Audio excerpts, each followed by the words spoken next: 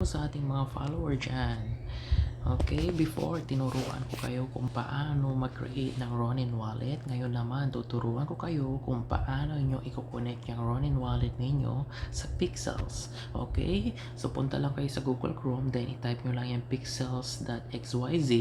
Make sure lang na hindi kayo naka-desktop site sa inyong mobile or else hindi yan ko-connect. Okay, tandaan nyo yan. So pindutin nyo lang yung play for free. Okay, then pindutin nyo yung connect with the Ronin. Then sa yung nasa taas yung yung Ronin wallet extension pang PC po, iyan ang gamit. Then itong Ronin wallet app, yan yung sa mobile. Sa mga PC user, mag-search lang kayo kung paano mag-create ng Ronin wallet. Sa YouTube marami naman doon. Always tatandaan nyo lang na yung recovery price ninyo, yun ang susi ninyo sa inyong account. Okay, let's continue. Sa mobile user, pindutin nyo yung pangalawa, yung Ronin wallet app.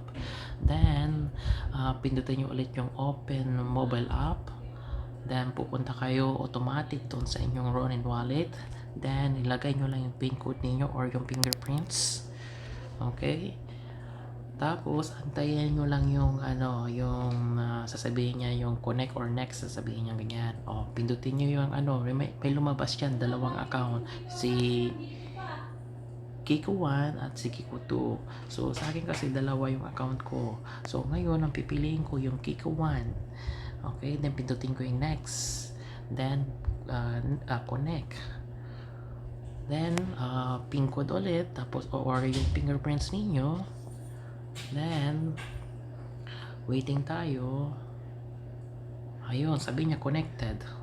Ngayon automatic yan, pupunta mismo doon sa inyong sa Pixels. So antayin lang natin, huwag kayong tat.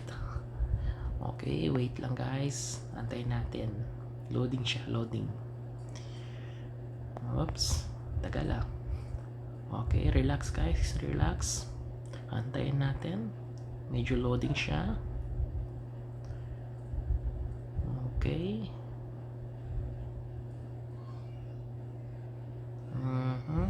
Bakit kaya? Okay, wait ha. I-check ko doon sa wallet ko sa Ronin. Baka kailangan mayroon akong pipindutin doon. Wait lang guys. Buksan natin yung Ronin wallet. Okay. Ayun, sign in. Ito. So, punta kayo sa Ronin wallet ninyo. Pindutin yung sign in. Okay, then fingerprints or pin code. Then lalabas ito. So pipindutin nyo lang. Wala na akong pinindot doon. Automatic na nagano. Then so okay, let's check yung sa sa Pixels. Ayun. So kanina kasi inattempt ko to, sabi niya lalabas dapat dyan create new account. So pindutin nyo lang yung create new account. So ito naman ilalagay ko dito Kiko 1. Okay, yan, then i-continue nyo lang.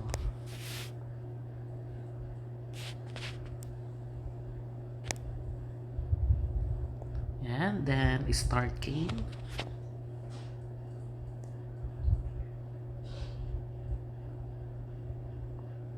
Okay, still loading.